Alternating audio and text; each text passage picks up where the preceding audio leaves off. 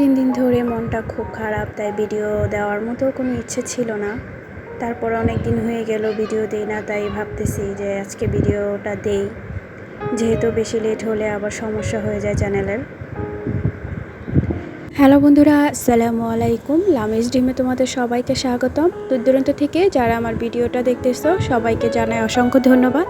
আশা করি তোমরা সবাই ভালো আছো। আলহামদুলিল্লাহ, আমরাও ভালো আছি। আসলে সবাই ভালো আছো বা আমরা ভালো আছি এটা হয়তো এখন বলতে পারবো না। শারীরিক দিক দিয়ে হয়তো আমরা সবাই ভালো আছি, কিন্তু মনের দিক দিয়ে হয়তো আমরা এখন কেউই ভালো নেই।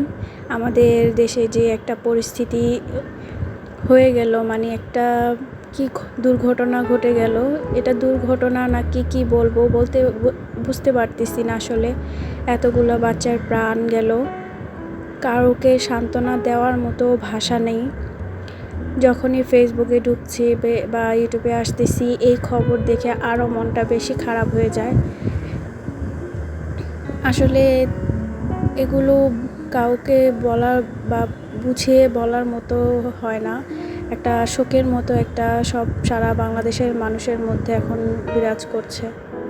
তারপরেও হয়তো আমরা যারা ভালো আছি বা আমাদের যারা কিছু হয়নি, যাদের, তারা হয়তো দিনে হয়তো ঠিক হয়ে যাবে বা কাজে ফিরে যাবে, আবার ঠিক আগের মতোই হয়ে যাবে। কিন্তু যারা সন্তান হারিয়েছে আর যারা হসপিটালে আছে, তাদের অবস্থা বা তাদের ফ্যামিলি যে কতটা কষ্টে দিন কাটাবে সেটা হয়তো দূর থেকে এতটা বুঝতে পারবো না, কাছে না গেলে।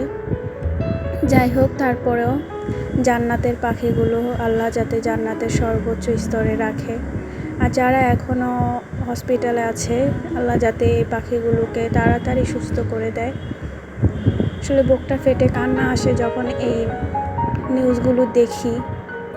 যেদিন হয়েছিল ওই দিন, মানে আমি এই খবরটা দেখে আর ভিডিওগুলোতে দেখে সত্যি এতটা মানে ট্রমাতে চলে গেছিলাম যে আমি বিশ্বাস করতে পারতেছিলাম না। যে সবচেয়ে বেশি কষ্ট লেগেছিল যে একটা বাচ্চা কিভাবে হেঁটে তার মারে খুঁজতেছিল পোড়া শরীর নিয়ে।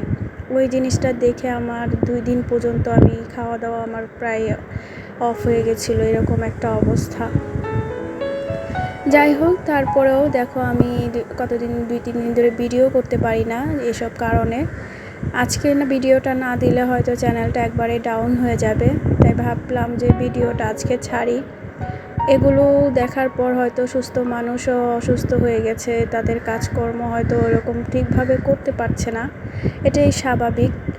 আর যাদের হারিয়েছে তারা যে কতটা কষ্টে আছে সেটা একটু হলেও হয়তো বুঝতে পারতেছি, যেহেতু আমরাই এত কষ্ট লাগতেছে, তাদের না হয় আর কত কষ্ট লাগতেছে। আল্লাহ তাদের ধৈর্য দেব, তাদের মনকে শান্ত রাখার তৌফিক দান করুক।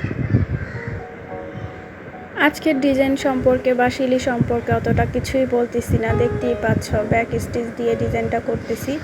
আসলে কাজ করার মতো মন মানসিকতা এখন নাই, তাই ভিডিওগুলো আস্তে আস্তে থমকেই দেওয়া হচ্ছে। এটা একটা লাখনো ডিজাইন, আর এই ডিজাইনটা তোমরা যে কোনো কামিজে করতে পারবে।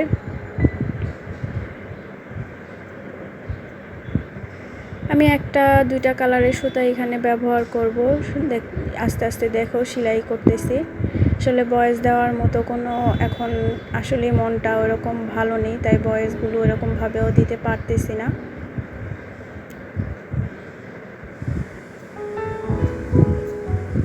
তোমরা দেখতে থাকো, আর প্লিজ যারা আমার ভিডিওটা দেখতেছো একটা লাইক দিও, আর চ্যানেলটা সাবস্ক্রাইব করে আমার পাশে থেকে যেও। অল অপশনটা ক্লিক করে রেখো, যাতে পরবর্তীতে ভিডিও আপলোড করলে তোমাদের সাথে নোটিফিকেশন চলে যায়। আজকে পর্যন্তই, তোমরা দেখতে থাকো সম্পূর্ণ ভিডিওটা। আসলে বলার কিছু নাই, এজন্য ওরকমভাবে কিছু বলতেছি না। সবাই ভালো থেকো, সুস্থ থেকো।